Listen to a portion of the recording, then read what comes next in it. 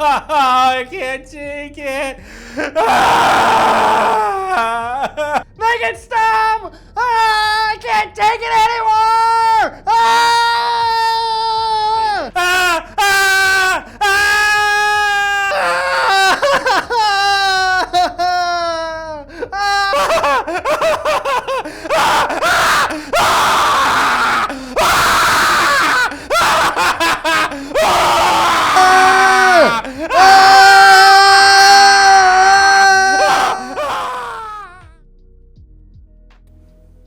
Hi, Ken. Hello, Ken. Look at these wonderfully stylish clothes we were issued by the Barbie Dreamland Health Authority. I know, they're amazing. I'm so glad we've been re-educated.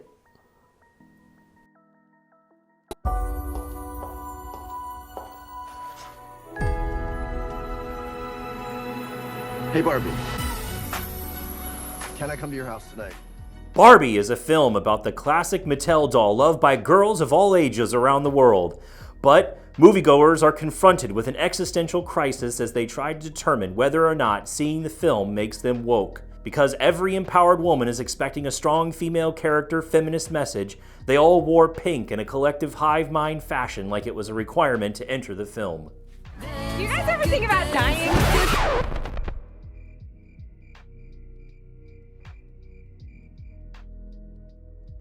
So we saw Barbie. We went to the theater and used my wife as a shield to keep us from looking like emasculine men. And we went in to watch it. I was caught up on the hype train of it, so I wanted to go see it to determine whether or not it was woke. The grand old question. Yeah. The Barbieheimer experience event, see if it's woke. Exactly. I think that's all anybody was concerned about when they watched it. Yeah. But the first thing I noticed when we got in there is everybody was wearing pink.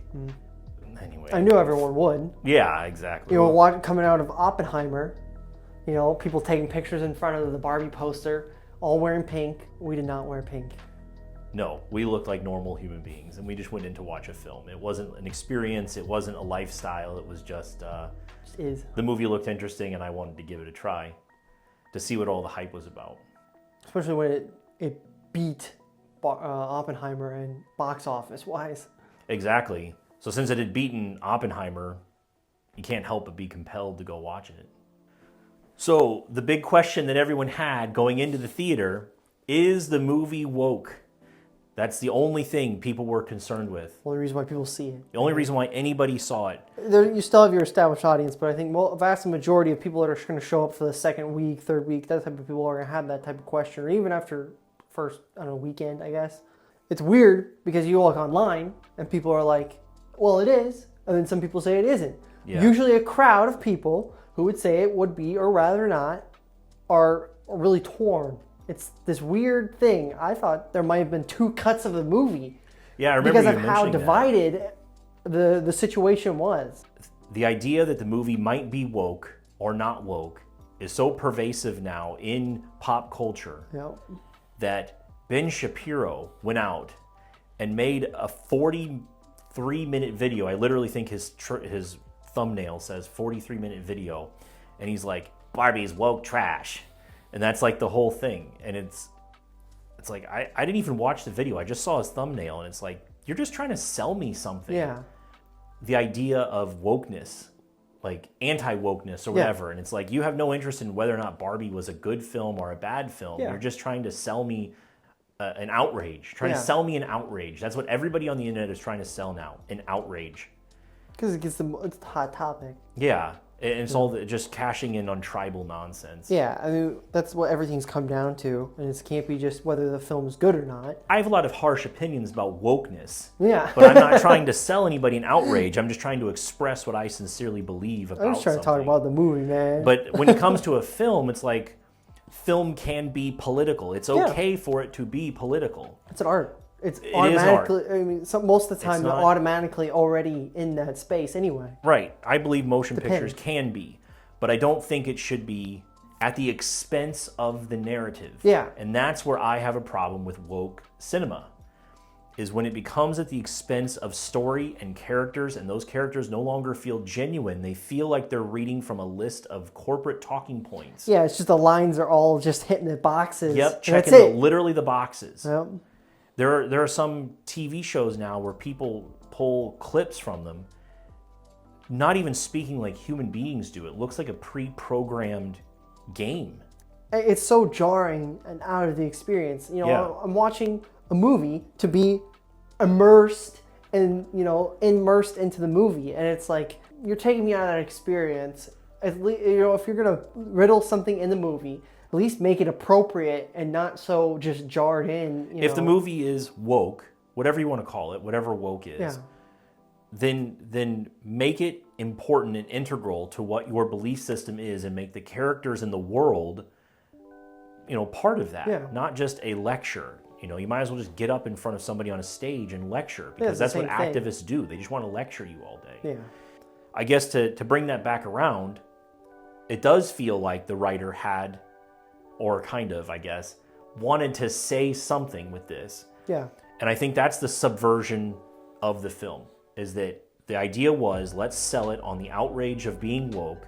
Let's deliver something that's not exactly woke. I mean, all press is good press, you know. This Right. film that's now posed this ambiguous question of whether it's woke or not has gotten everybody involved, and it's a good marketing ploy.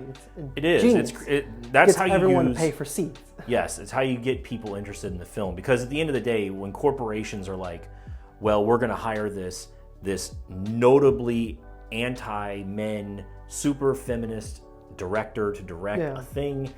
We're going to change this character, this green lizard lady, into a black, disabled, whatever, you know, list off whatever things you want to list. Whatever off. list, you know, you want to add to it. And it's like, well, and then everybody's upset. They're like, well, I like the green lizard lady. Yeah. And then you're like, well, you're anti-women. It's like, I literally said I like the green lizard lady. Yeah. And it's like, well, stop hating black women. It's like, well, those things have nothing to do with one another. Yeah.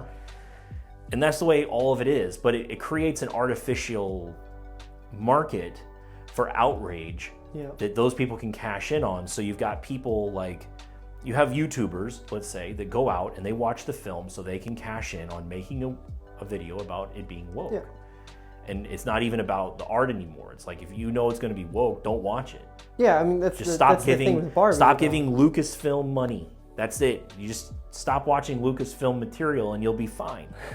But then you can't make a video about it. It's like, what am I going to do this week? I don't know. Lucasfilm's got a piece of crap they crapped out. So That's why I have a watch it. problem with that type of mentality. It's like you stop watching those things and it's like you don't even care anymore. Yeah. You know, I just don't watch Marvel anymore. It's bad. It's Exactly. just I bad don't watch writing Marvel in stuff general. anymore. It's just terrible writing. I just stopped watching it. It's just so And I bad. suddenly don't care anymore. Yeah.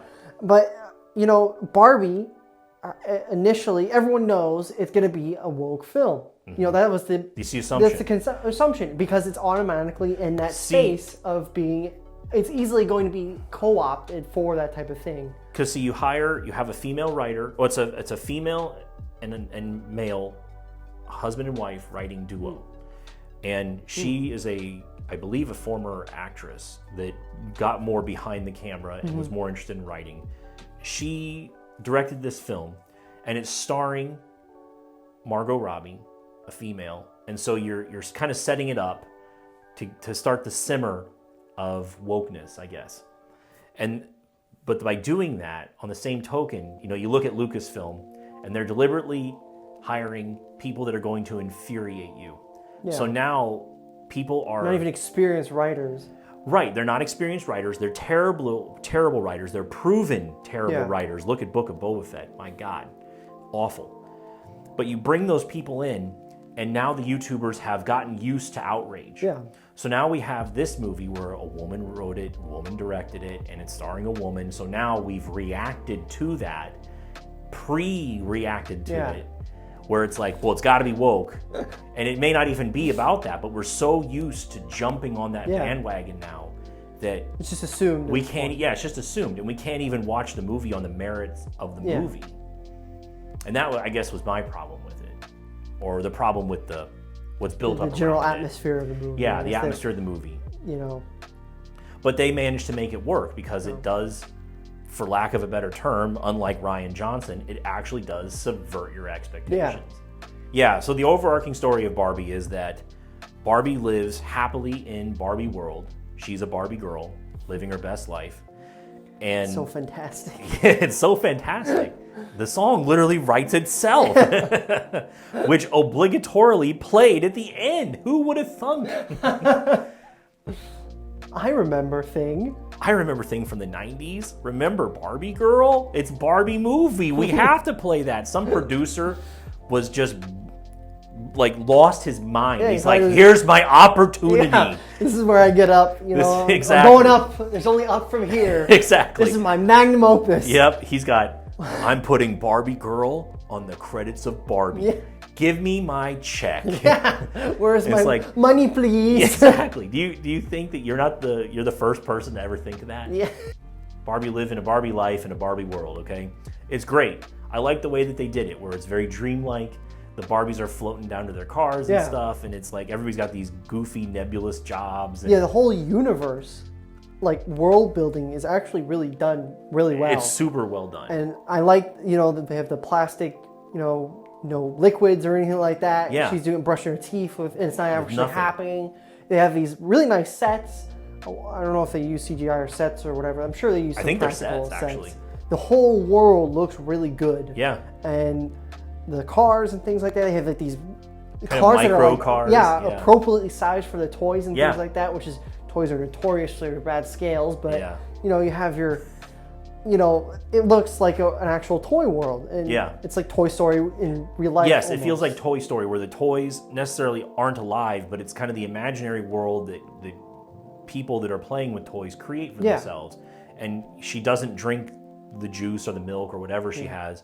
She just pretends to drink it. Yeah. And it satisfies her because Yeah. you're wanting to move on to putting her in the car and drive down the road to meet her friends. You Yeah. know, I liked all that. I love that. It's some of my favorite parts in the movie. Yeah.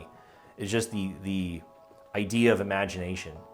And I like kind of the South Parkian songs that accompanied it. Yeah. Where it's talking about her life and stuff like that. And just the irony of the, it all. The I guess. narrations and song, pretty much. Yes, yeah. What's happening and explaining. Eventually they change and things like that. Right, And things go downhill. Yeah, it starts expressing her existential dread. Yeah. So Barbie's just doing a thing, and she realizes, she wakes up one morning and things start going wrong. Yeah. Because at a party previously, she asked if people think about dying, something that little girls that are playing with dolls don't generally think about. Yeah. Because it's a happy place removed from that Yeah. stuff.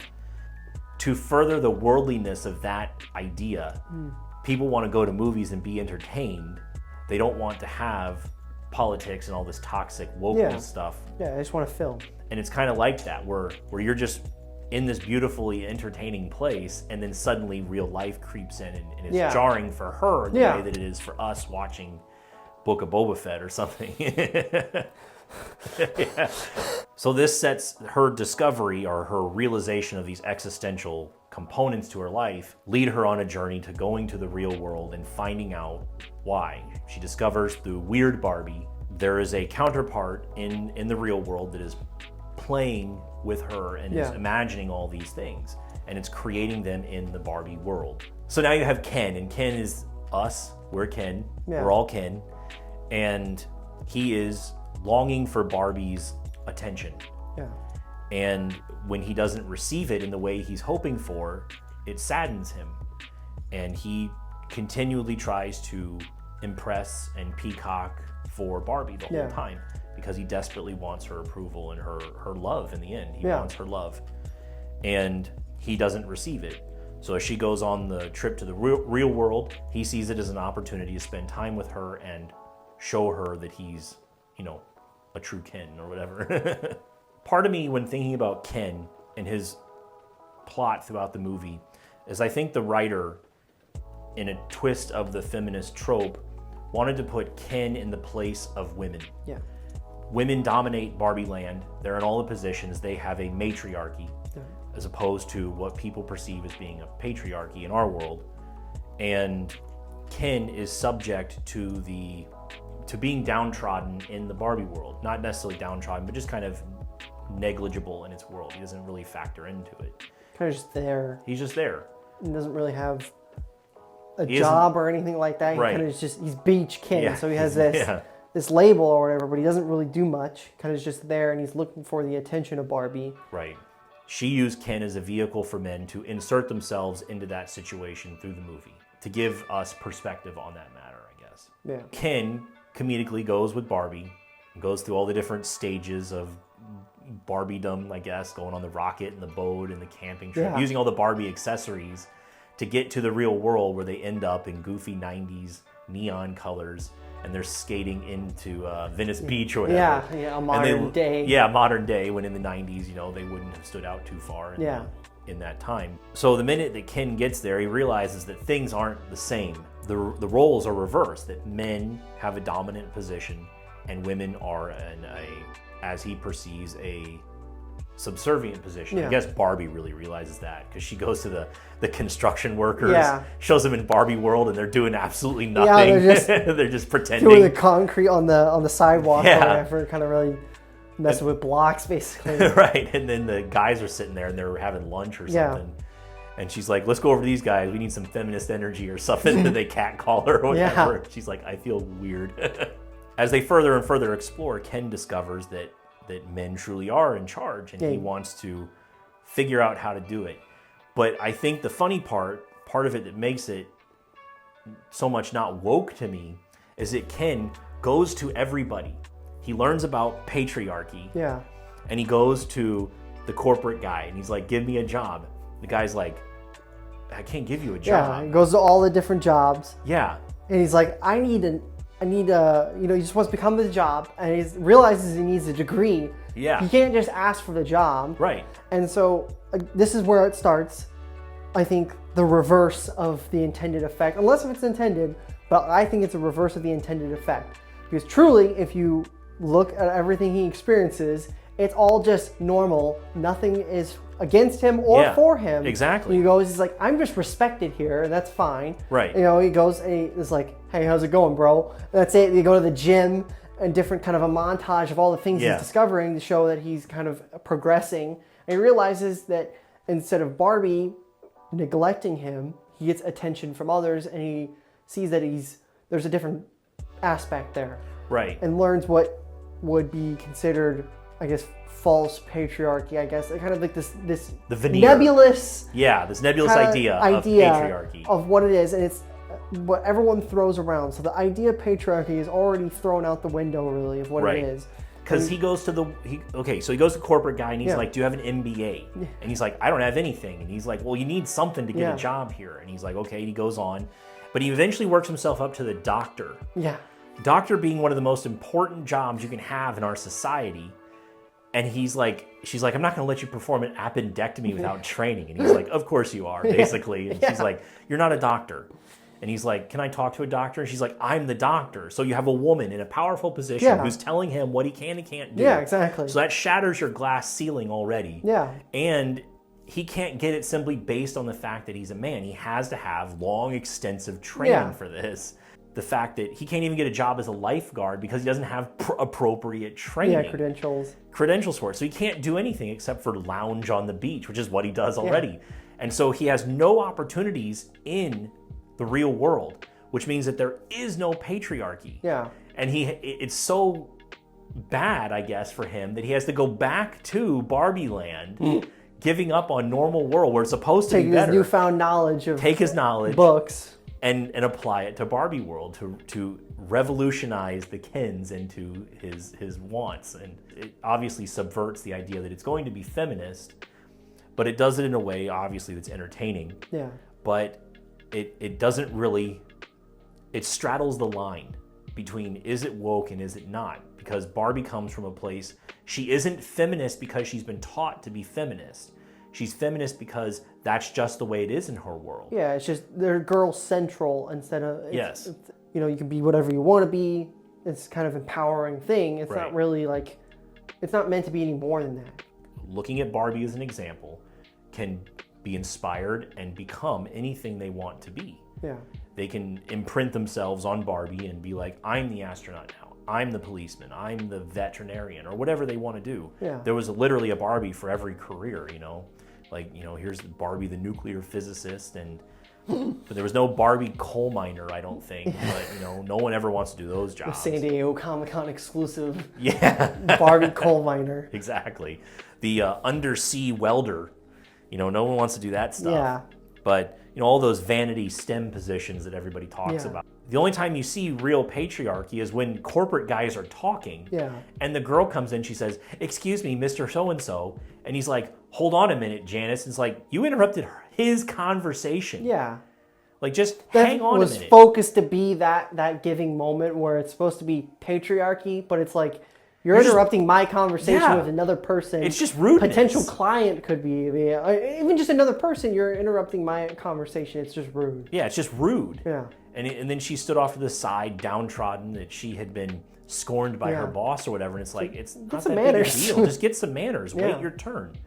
It would be the same if the assistant was a man. Yeah. I wouldn't interject on a man or anybody of importance that's having a discussion. If that man is in, or if that woman or man is in business, let's say they're trying to close a deal. They're just talking casually with people they're making a deal with. I'm not going to step in because you're doing something. Part of selling anything is schmoozing and shaking hands, kissing babies, as they say. And I'm not going to interject on any of that. Yeah. You're doing your thing. You're in your stride. You're in your game. We'll talk later. Unless there's a shooter or your wife is dead or your children have been injured, I'm not interrupting.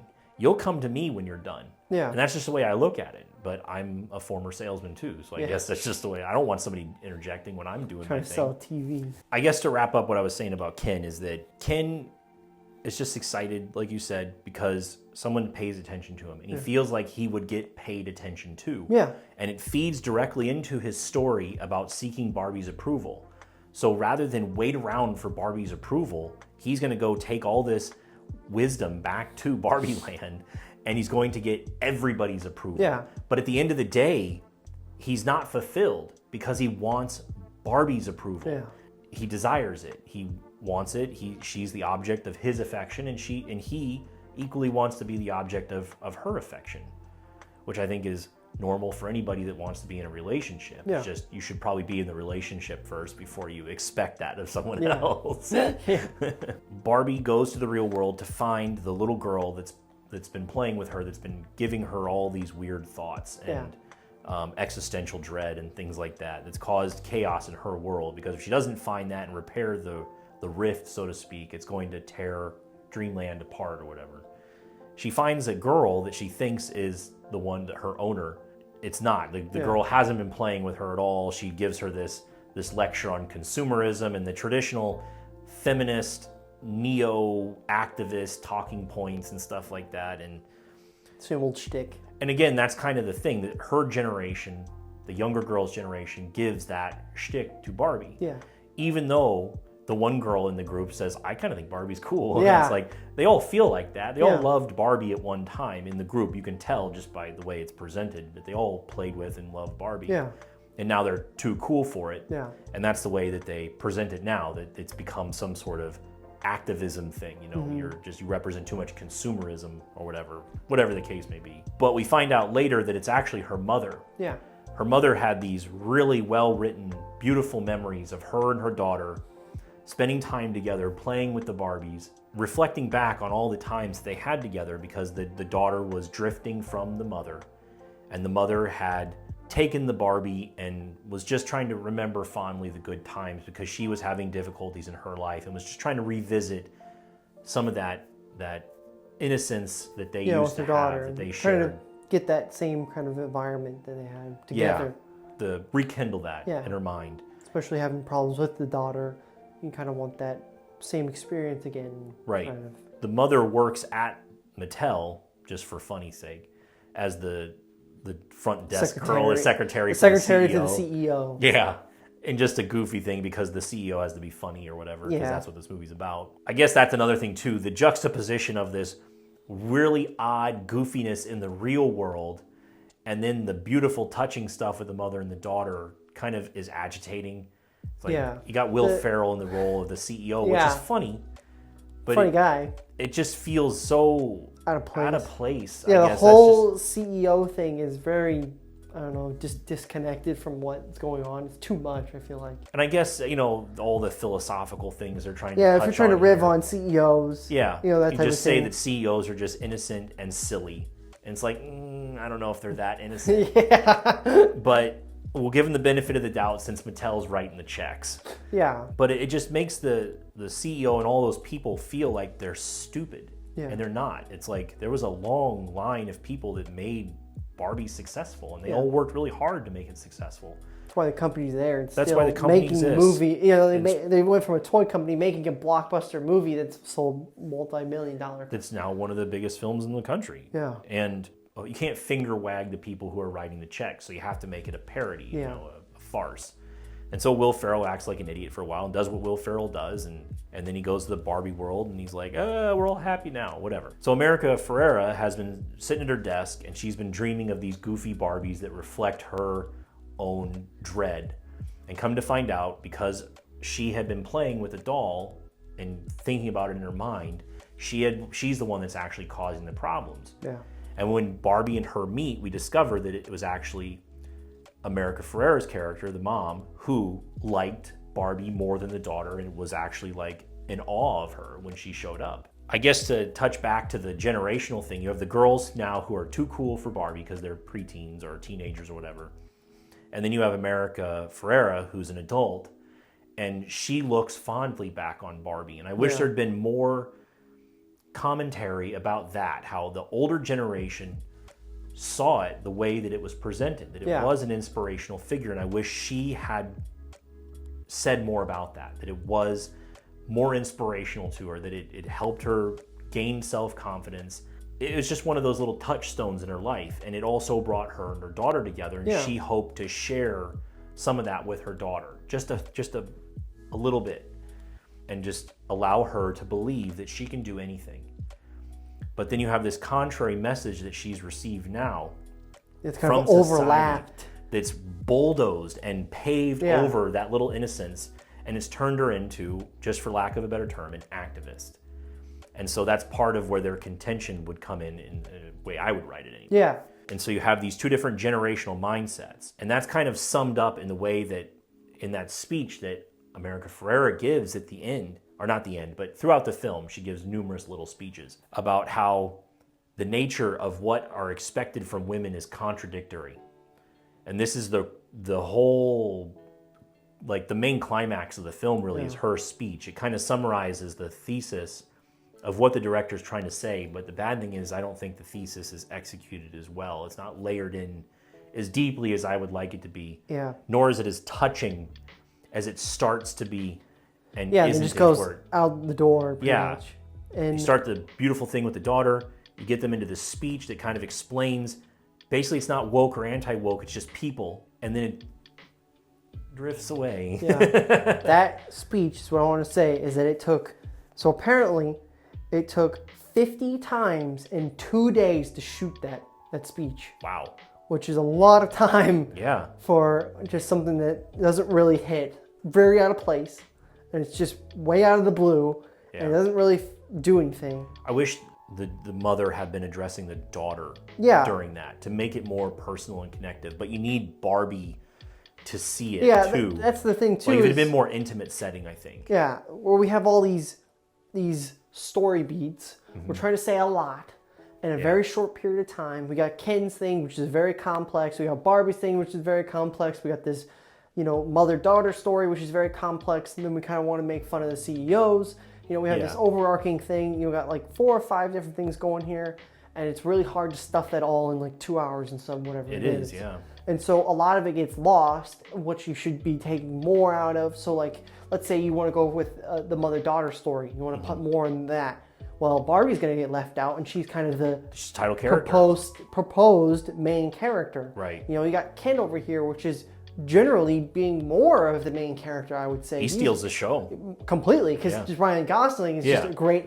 He's the... With abs like that, you can't but help steal the show. Yeah, exactly. He's the everyday man. Yeah. The Bruce Willis of our time, pretty much. Yeah. Everyone loves Ryan Gosling. He's a great actor, and he takes over the whole thing. And so Barbie gets left as a sideline character. Yeah, which sucks. Which sucks because she can do a lot more acting-wise. And then, you have this mother-daughter story. We want to talk a little bit of that. And I think, if we're talking about this more of a traditional feminist movie or a women movie, we should up the mother-daughter aspect to give the audience of more of experience. But so see, to that's speak. the part that she's almost talking about in her speech, is that if you go too hard on the mother-daughter angle, then Yeah. you're encouraging people to have children and love their daughters and all this other stuff. Yeah. And then you can't validate the shallow Instagram influencers Yeah, that are out there exactly. photographing their asses for the masses. That's the name of my OnlyFans, by the way. Asses for the masses. Put on a t-shirt. Exactly. New merch coming soon.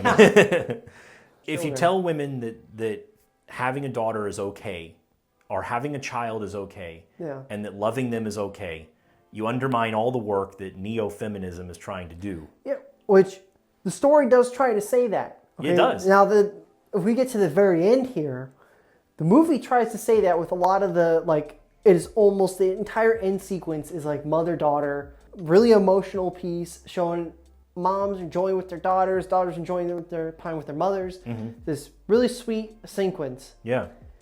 We end that, and then we go to the end of the movie where she's we in have the the car. Barbie song, Yeah. and it's completely bulldozed the entire point of the entire Yeah. movie.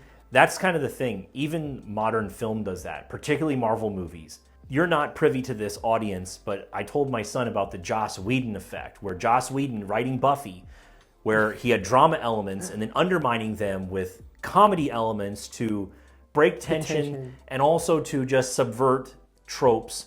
At the time, it was very inventive, but now it's become the standard. It is the only thing that people know how to do. You have an entire generation from my generation who have become writers now, and they're all inept. Yeah. They're all just inept because Average Buffy enjoyer, Exactly. and become writer, and now wants I to liked write like Buffy. I made Tumblr fan fiction. I still don't know how they got there, but they got jobs writing movies and TV shows and stuff. They moved out. I don't know if they slept with people or they just begged their way in there or whatever. Somehow they got in there. I'm here. I'm actually competent at what I do. And other people are doing it and they can't rub two stones together. And yet they're making films. Yeah. And all it is, since Avengers, Joss Whedon makes Avengers, now every Marvel movie has to have be. every dramatic moment, emotion sucked out of it. Hate it. I hate it. All filmmaking, all TV making now is garbage because of that. And I love Buffy so much, and it pains me to say that, but Joss Whedon is the reason why everything sucks in Hollywood. And then he gets Me Too'd. And so now, he's literally the embodiment of everything wrong in modern Hollywood. Yeah. So we can leave that to the side, the ending there, before I want to elaborate further on what I mean. We're going to go back to the kind of the speech and how that goes. Ken has taken over. The Kens have taken over, and the women are now subservient. The roles have switched. Well, they're not subservient. No, They are willingly. They are willingly. Yeah, they're willingly into the whole thing. Yeah. Which they've been brainwashed, which I don't think is. And they what love they're every saying, minute but- of it Yeah, and they enjoy it. because it's simple. Yeah. The simplicity of the idea. Yeah, even the first thing you show up with is the president. He's The like, president. why am I even a president? Yeah. Like, this is easy. What Yeah. am I not even, what am I talking about? Exactly. So You know, it's that not type of even thing. truly patriarchy. Yeah. The guys came in, they're like, we'll do it all. And they're like, okay, Yeah. basically. They just exchange responsibility for ease. The way they portray is that they completely accepted the situation happening. Yeah. And then they try to switch it off as being brainwashed. Yeah, and the only thing they wanted to do, all the Kens wanted to do is basically make it to where Barbies couldn't make decisions anymore. That was all they wanted. That was the change to the Constitution. Later on, when the Barbies take back over again after getting deprogrammed, the Kens just kind of like get into this dance-off ballad thing. That's what I want to say too. Okay, so now we've done all this work. We're talking about how women do all these things, be all these things. They want to be part of society. They want to be POV, president, so to speak. Supreme Court. Yeah. Okay. And guess how they fix the situation? By lying Yeah. and putting men against each other by lying. Yeah. And using horrible things to put men against each other. That is our big message. Right. We've completely went from being innocent, we want women to be more involved, to them going and using lying and manipulation to get what they want. Yeah. That's what we that's our whole And then climax of the movie. And then to reconcile with the men, they're like, can we have an office, and they're Yeah. like, no. Exactly. He's like, can we be on the Supreme Court? And they're like, no. Yeah. But I'll give you a circuit judge or something like some that. Just some weird position, token position. This can't be a message on feminism Yeah, because and- we have corporate CEOs. We have female justices, both left and right. Our vice president of Our the vice United president States is a woman. And it, Okay, we go off, and the movie itself, it takes a turn too, where they're saying patriarchy isn't even a real term, is what the movie says. It literally verbatim says that, and says men may, in Ken's world, or in Barbie world, may get the same type of position that women have in the real world, suggesting that their lower position is less than what women have in the real world, is how I took it. yeah. At that point, it's not woke. It's not. Yeah, it's defeated itself if the intention was wokeness. If the intention was, that's why everyone is confused, because it completely has this woke message at the front and then completely fumbles it. Yeah. And Ken is just elevated to So- this higher standard. Yeah. You know?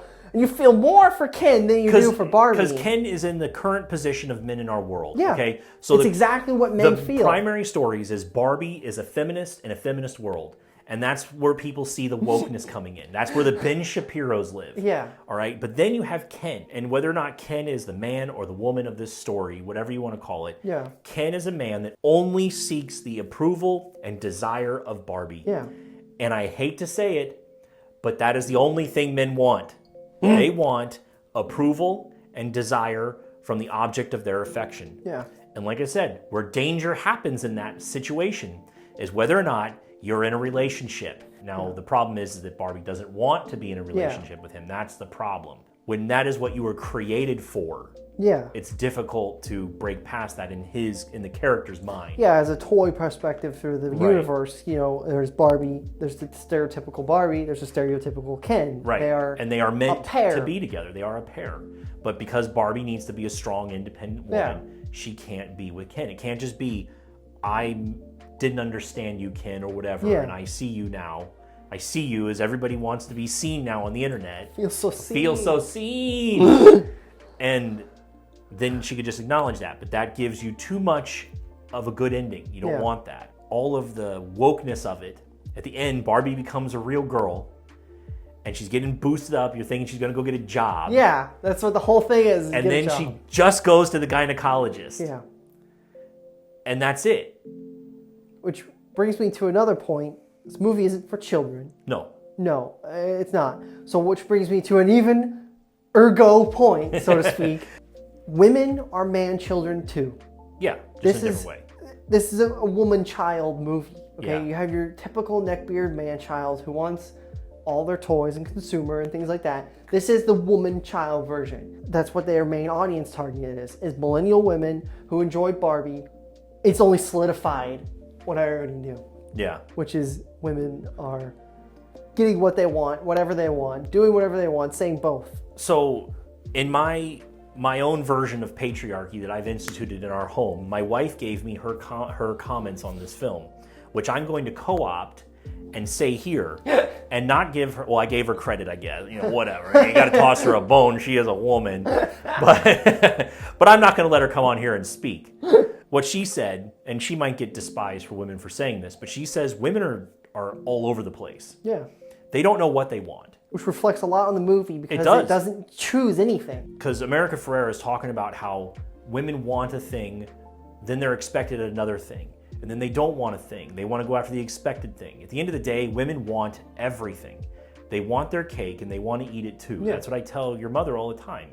It's just they're indulging whatever whims are in front of them, and their whims are so contrary that it feels like a jumbled up mess sometimes. But it's also not simply them. My wife said that it's also hormonal. You go in and out of emotions all the time, and so you're almost at the mercy of your emotions as you're ebbing and flowing with them, for whatever that means. Women deal with things, experience them different than men do. That's a very broad, very general thing. It's not the be-all end-all. It's a stereotype, and that's just generally the way it is. America Ferrera's speech really encapsulates all that, the contrary nature of woman. And it's not necessarily directed from men. It's not things that men put on them. Yeah. There are some things that men do Their put on own them, but it's most of thoughts. their anxieties come from amongst themselves. Women are their own worst enemy. It's not just when she's talking and giving her speech, it's not really just women that she's talking about. That's a big contributing factor. But I think also because society now has this woke and anti-woke messaging, these things that everybody wants you to, that corporations have expectations for women now and who and what they should be. Yeah. The government has expectations for what they want men and women to be. Ben Shapiro has expectations for what he wants men and women to be. You know, and then society has all of their preconceived notions about it too. And so all those things pile up into this gigantic burger of shit that no one can live up to.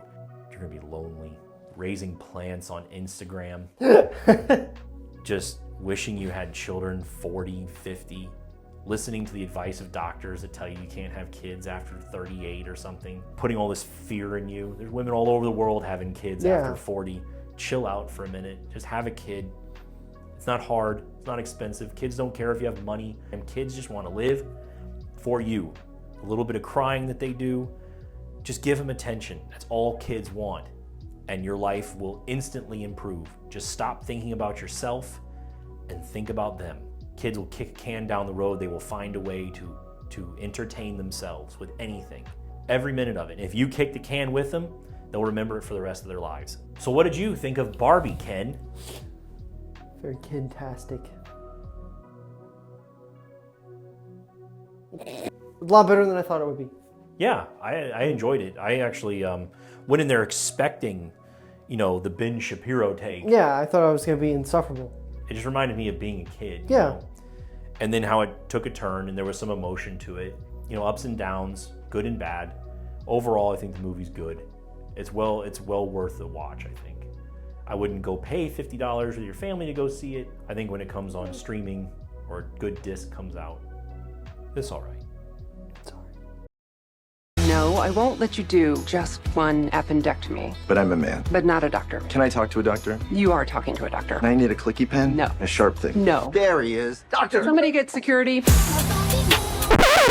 Wait, the movie was only all right. It wasn't even woke. It wasn't even that great.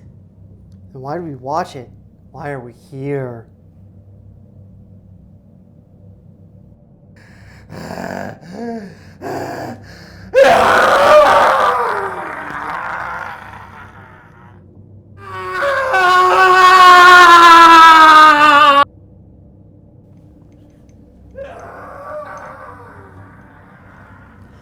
Barbie, this is Barbie. We have a disturbance in cell block F.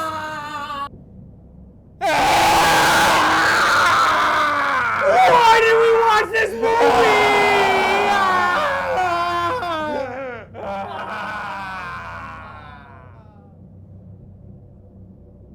Am I Ken? It was alright. What is Ken? Why did I watch this film? Who is Ken? Why am I here? I'm Ken Nuff. Where am I? Am I Ken? Ben Shapiro, why'd you lie to me? We are Ken. Ben Shapiro, why'd you lie to me? Ben Shapiro is in my dreams. Why? It's really just a movie about nothing. Nothing was said. The message just goes away. Why?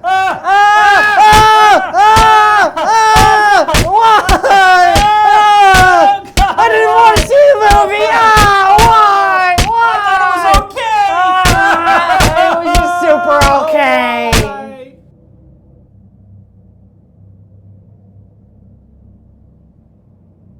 Subscribe to the YouTube channel.